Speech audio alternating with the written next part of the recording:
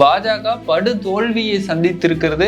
பாஜகவிற்கு மரணடி கொடுத்திருக்கிறார்கள் காங்கிரஸ். இப்ப நடந்த சட்டமன்ற இடைத்தேர்தலில் 5 தொகுதிகளில் 4 மாநிலத்தில் நடந்திருக்கிறது. இதுல பாஜக படு மண்ணை வாரி இருக்கிறாங்கன்னு தான் சொல்லலாம். அந்த அளவுக்கு காங்கிரஸ் மாபெரும் வெற்றியை சந்தித்திருக்கிறது. எங்கெங்க என்னென்ன வேட்பாளர்கள் எந்த வேட்பாளர்களை தோற்கடித்தார்கள், எந்த மாநிலத்துல இந்த இடைத்தேர்தல் நடந்தது, இது சார்ந்த முழு விவரங்களா அது சார்ந்த விவாதத்தை நாம இந்த வீடியோல பார்க்க இருக்கிறோம். வாங்க வீடியோக்குள்ள போலாம்.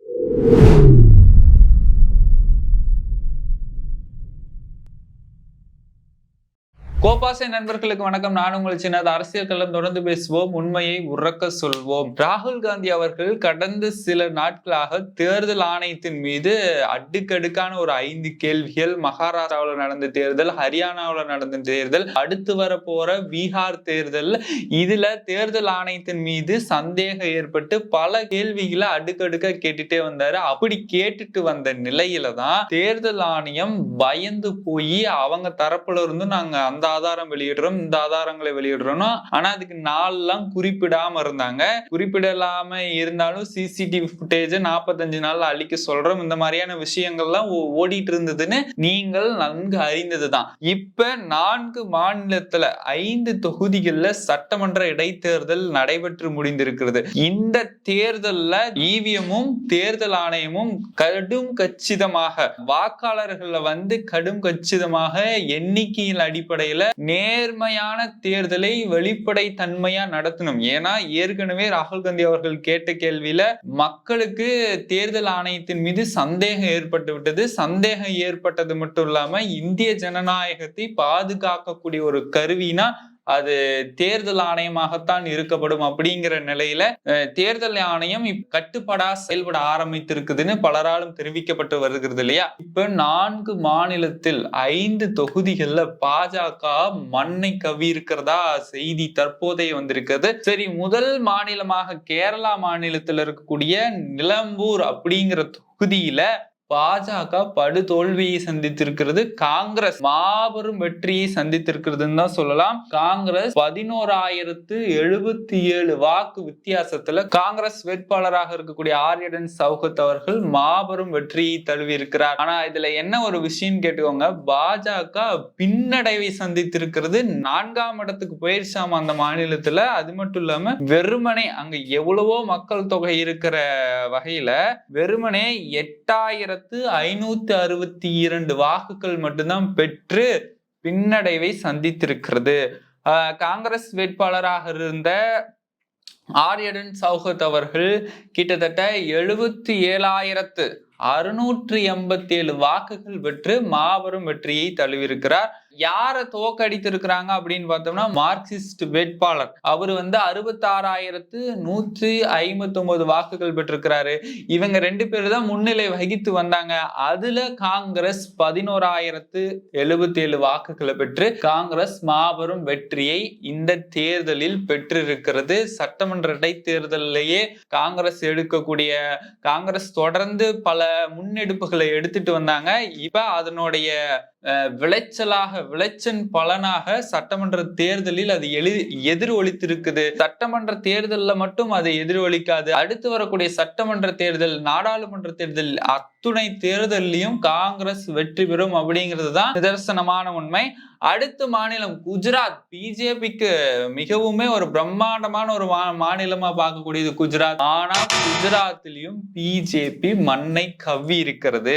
குஜராத்தில் இருக்கக்கூடிய விசாவதர் சட்டமன்ற தொகுதியில ஆம் ஆத்மி வேட்பாளர் மாபெரும் வெற்றியை தழுவி இருக்கிறாங்க. ஆம் ஆத்மி வேட்பாளரான கோபால் இத்தாலியா அவர்கள் மாபெரும் வெற்றியை வெறுமனே 17,000க்கும் மேற்பட்ட வாக்கு வித்தியாசத்துல ஆம் ஆத்மி வேட்பாளர் வெற்றியை தழுவிருக்கிறார். அங்கு குஜராத்ல பாஜக வேட்பாளராக நியமிக்கப்பட்டவர் கிரீஷ் படேல் அவர்கள். இவங்களதான் தோற்கடிச்சிட்டு ஆம் ஆத்மி வேட்பாளர் மாபெரும் வெற்றி அடைஞ்சிருக்கிறாரு. விசாவத் சட்டமன்ற தொகுதியில ஆம் ஆத்மி வேட்பாளர் வெற்றி அடைஞ்சதை அடுத்து அதே குஜராத்ல காடி தொகுதி இருக்குது. அந்த தொகுதியில பாஜக வெற்றி அடைஞ்சாங்க. எப்படி அடைஞ்சாங்கன்னு தெரியல. பாஜகவை சேர்ந்த ராஜேந்திர சாஸ்தா அவங்க அந்த தொகுதியில 39,450 வாக்குகள் பெற்று வெற்றி அடைஞ்சதா சொல்லப்படுகிறது. பாஜக பல மாநிலங்கள்ல வெற்றி பெறுவதா எதிர்பார்க்கப்பட்ட நிலையில 4 மாநிலம், அதுல வெறுமனே 5 தொகுதி, அந்த 5 தொகுதியிலும் 4 தொகுதியில மண்ணை கவிட்டு இந்த ஒரு தொகுதியில மட்டும் பாஜக வெற்றி பெற்றிருக்கிறாங்க. மக்கள் போனா போகட்டும் அப்படின்னு சொல்லி சீட்டு கொடுத்திருக்கிறாங்களா, இல்ல பாஜகவை சேர்ந்த ராஜேந்திர சாஸ்தா அவர்கள் அங்க பல நல்ல விஷயங்கள் செய்திருக்கலாம், இல்ல மக்களுக்கு நற்பணிகளை செய்ததனால் மக்கள் வாக்களிச்சிருக்கலாம். இதுதான் இதுக்கு பின்னாடி இருக்கக்கூடிய ஒரு நிச்சயமான ஒரு உண்மையா இருக்கும். அடுத்து நம்ம பார்க்க இருக்கிற மாநிலமானது பஞ்சாப்ல லூதியானா மேற்கு தொகுதியில அங்கவும் பாஜக மண்ணை கவி இருக்கிறது. அங்க ஆம் ஆத்மி வேட்பாளரான சஞ்சீவ் அரோரா அவர்கள் தான் வெற்றி பெற்றிருக்கிறாரு. வெற்றியாளர் 10,076 வாக்கு வித்தியாசத்துல அங்கு வெற்றி பெற்றிருக்கிறார். ஆம் ஆத்மியை சேர்ந்த சஞ்சீவ் அரோரா அவர்கள் அந்த மாநிலத்தில், பஞ்சாப் மாநிலத்தில் லூதியானா தொகுதியில வெற்றி பெற்றிருக்கிறாங்க. அடுத்து நம்ம இறுதியாக பார்க்க இருக்கக்கூடிய தொகுதி மேற்கு வங்கத்தில் இருக்கக்கூடிய காலிகஞ்ச் தொகுதி. அந்த தொகுதியிலையும் பாஜக மண்ணை கவி டிஎம்சியை சேர்ந்த அலிஃபா அகமது அவர்கள் தான் முன்னிலையில இருப்பதாக தகவல் தெரிவிக்குது. அப்பவே 26,000 வாக்கு வித்தியாசத்துல முன்னிலையில இருக்கிறாங்க. இங்கவும் பாஜகவை மண்ணை கவி இருக்கிறது. ஆக இதிலிருந்து நம்ம பார்க்கக்கூடிய விஷயம் என்னன்னா, எம்எல்ஏ எலெக்ஷன் ஏன் வந்துச்சு, பாஜகவுல இருந்து ஒரு சிலர் வேற இடத்துக்கு போயிருப்பாங்க, இல்ல பாஜகவுல பலர் இணைந்திருப்பார்கள், அங்க எம்எல்ஏஸ் ராஜினாமா செய்திருப்பாங்க, ஒரு சிலர் மரணம் எய்தியிருக்கிறார்கள். இந்த நிலையில தான் 4 மாநிலங்கள்ல 5 தொகுதிகள சட்டமன்ற இடைத்தேர்தல் நடைபெற்றது. இந்த நடைபெற்றதுல காங்கிரசும் ஆம் ஆத்மியும் பாஜகவிற்கு மரண அடி, தலைய பிச்சுக்கிற மாதிரி ஒரு விஷயத்தை கொடுத்திருக்கிறாங்க. இதிலேயே பாஜக தன்னுடைய நிலைப்பாட்டை உணர்ந்திருக்கும் அப்படிங்கிறது பெரும்பாலும் எதிர்பார்க்கப்படுகிறது. இந்த சட்டமன்ற இடைத்தேர்தலிலேயே பாஜகவுக்கு இதுதான் நிலைப்பாடுனா, அடுத்து வரக்கூடிய நாடாளுமன்ற தேர்தல், அடுத்து பீகார்ல வேற எலெக்ஷன் நடக்க போகுது, தமிழ்நாட்டுல எலெக்ஷன் நடக்க போகுது, தமிழ்நாட்டுல பாஜகவுடைய கூட்டணி தான் வெற்றி பெறுன்னு வேற பல வீர வசனங்கள்லாம் பேசிட்டு போயிருக்கிறாங்க. இடைத்தேர்தலிலேயே உங்களுடைய லட்சணம் தெரிந்து விட்டதாக எதிர்கட்சி தலைவர்களாக சொல்லப்படுது. இதுல நீங்க தமிழ்நாட்டுல ஆட்சி பிடிக்கலாம், அடுத்து பீகார்ல ஆட்சி பிடிக்கலாம் அப்படின்னு உங்களுடைய மனதில் எண்ணம் இருந்தால் அது தகர்த்தெறியப்படும் அப்படிங்கிறது தான் மக்கள் உங்களுக்கு சொல்றாங்க. நாங்க சொல்லல, மக்களே வாக்களித்து உங்களுக்கு அதை சொல்றாங்க. ஆக பாஜக நீங்க இனிமேலாவது பார்த்து திருந்தி மக்களோட பணியில ஈடுபட்டீங்கன்னா அடுத்து ஏதேனும் பிடிக்கிறதுக்கான அடுத்த ஆட்சி பிடிக்கவோ ஏதேனும் 1-2 சீட்டு கிடைக்கவோ வாய்ப்பு இருக்குது. தொடர்ந்து மக்களுக்கு ஏதேனும் செய்யலைன்னா நிச்சயமாக இந்தியாவை விட்டே துடைத்தெறியப்படுவார்கள் அப்படிங்கிறதுல ஒரு சந்தேகமும் இல்லை அப்படிங்கிற கருத்துக்கள் வெளியாயிருக்கிறது. அடுத்து பீகார் தேர்தலை நாம் சந்திக்க இருக்கிறோம், தமிழ்நாடு தேர்தலை சந்திக்கிறோம். அங்கவும் மாபெரும் காங்கிரஸ் கூட்டணி தான் மாபெரும் வெற்றி பெறும் அப்படிங்கிறதுல எந்த சந்தேகமும் இல்லை. இப்படியாக பாஜக என்ன சொல்லியிருந்தாங்கன்னா, ஆட்சிக்கு வந்த பிறகு 2014 ஆட்சிக்கு வந்த பிறகு பல நல்ல விஷயங்கள்ல செய்யறதா சொல்லிட்டு மட்டும் இல்லாம இன்னொன்னு மேக் இந்தியா திட்டம், நம்ம இந்தியாவிலே நம்மளே உற்பத்தி பண்ணோம்னா நாடும் முன்னேறிடும், நாடும் வளர்ச்சி அடைந்திரும், பொருளாதாரம் வளர்ச்சி அடைந்திருங்கிற ஒரு வடைசுடல் தான் சொல்லலாம். ஏன்னா நாங்க உற்பத்தி பண்றோம்னு சொல்லாம இது மேக் இன் இந்தியாவா இல்ல மேக் இன் அசம்பலா அப்படின்னு ராகுல் காந்தி அவர்கள் வேற இப்ப தற்பொழுது அதிர்ச்சி ஒரு வீடியோ வெளியிட்டு இருக்கிறாரு. டெல்லியில இருக்கக்கூடிய நேரு பிளேஸ்ல போய் அவர் சந்தித்திருக்கிறாரு. ஒரு பிரபலமான பிளேஸ், அங்க மின்னணு இயந்திரங்கள் எல்லாம் தயாரிக்கக்கூடிய ஒரு பிளேஸ். அங்க போயிட்டு அவர் சந்தித்துட்டு அவர் பார்த்த விஷயத்த வெட்ட வெளிச்சப்படுத்தி இருக்கிறார். என்னன்னா, மோடி அவர்கள் அரசாங்க ஆட்சியில அவர் என்ன சொன்னாரு, இத மேக் இன் இந்தியா அப்படிங்கிற திட்டத்தின் மூலம் பல இளைஞர்களுக்கு வேலை வாய்ப்பு பெறும், இதனால நாங்க பல சதவீதத்தை அதிகரிக்கும் அப்படிங்கிற மாதிரி விஷயம் எல்லாம் சொன்னாரு இல்லையா. இந்த உற்பத்தியின் மூலமாக 12.4% இது வளர்ச்சி அடையும் அப்படின்னு சொல்லியிருந்தாங்க. அவரு திட்டவட்டமா 3 கேள்வியை இப்ப நேரடியா மோடி அவர்களை பார்த்து கேட்கிற மாதிரி கேட்டிருக்கிறாரு.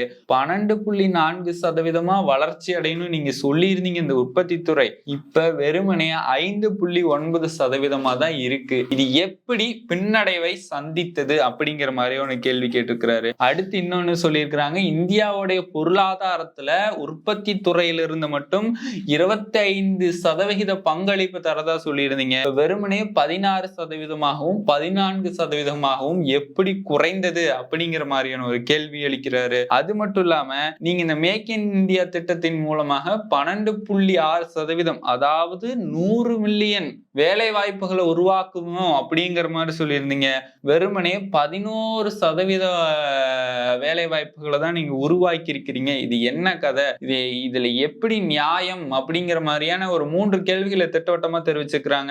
இதனால அதாவது அரசு தரப்புல இருந்து சொல்ல வர்றது என்னன்னா, எப்ப கொரோனா வந்துச்சோ அதனாலதான் மேக் இன் இந்தியா திட்டம் படு தோல்வி அடைஞ்சது, அதுக்கு முன்னாலாம் நல்லாதான் இருந்துச்சு அப்படின்னு அரசு தரப்புல இருந்து சொல்லப்படுறாங்க. அதுக்கு அடிப்படையான காரணங்களை எக்கனாமிக் ஆய்வறிஞர்கள் ஒரு சில விஷயத்தை பதிவு பண்ணி இருக்கிறாங்க. என்னன்னா 2017 இருந்து 2021 வரைக்கும் 24 மில்லியன் மக்கள் வேலை வாய்ப்பு இழந்திருக்கிறதாகவும், இப்ப கொரோனாவுக்கு முன்னாடி 2017 இருந்து 2021 வரைக்கும் 11 மில்லியன் மக்கள் வேலை வாய்ப்பு இழந்திருக்கிறதுக்காக சொல்றாங்க. அப்ப மோடி அவர்கள் வாக்கு கொடுத்தார் இல்லையா மக்களுக்கு, மேக் இன் இந்தியா திட்டத்தின் மூலமாக பல வேலை வாய்ப்புகள் உருவாகும், இதனால இந்தியாவுடைய பொருளாதாரம் உருவாகும். இப்ப இந்தியாவுடைய பொருளாதாரம் மேக் இந்தியா திட்டம் படுதோல்வி அடைந்து பின்னடைவை சந்தித்துட்டு இருக்குதுன்னா அதுக்கு யாரு காரணம்? நீங்க தானே காரணம் அப்படின்னு ராகுல் காந்தி அவர்கள் திட்டவட்டமான ஒரு கேள்வியை எழுப்பிட்டு இன்னொன்னு சொல்லியிருக்கிறாரு. இப்ப நீங்க ஒரு மோசடி செஞ்சுட்டு இருக்கிறீங்க, எல்லா பொருளும் இந்தியாவிலிருந்து தான் உற்பத்தி ஆகுது அப்படின்னு சொல்லிட்டு, இந்தியாவுல உற்பத்தி ஆகல, இந்தியாவுல வெறுமனே அசம்பிள் தான் ஆகுதாமா. சீனாவில இருந்து இறக்குமதி பண்ணி இந்தியாவுல அசம்பிள் பண்ணிட்டு இருக்கிறாங்க.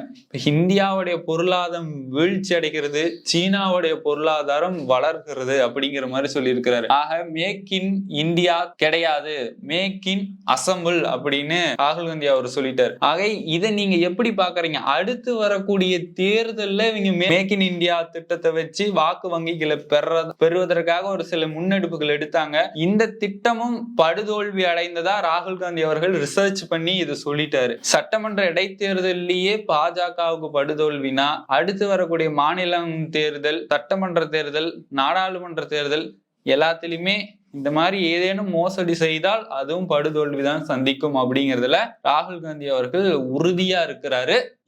இந்த திட்டங்களை, மேக் இந்தியா திட்டங்களை பத்தி நீங்க என்ன நினைக்கிறீங்க? அடுத்து சட்டமன்ற இடைத்தேர்தல்ல பாஜக படுதோல்வி சந்தித்ததையும் நீங்க என்ன நினைக்கிறீங்க? இருவேறு விஷயங்களை நீங்க எப்படி நினைக்கிறீங்க அப்படிங்கறத மறக்காம கமெண்ட் பாக்ஸ்ல தெரிவிச்சுட்டு போங்க. மீண்டும் அடுத்த நிகழ்வுகளை நான் உங்களை சந்திக்கிறேன். அதுவரை உங்களிடமிருந்து விடைபெறுவது நான் உங்கள் சின்ன.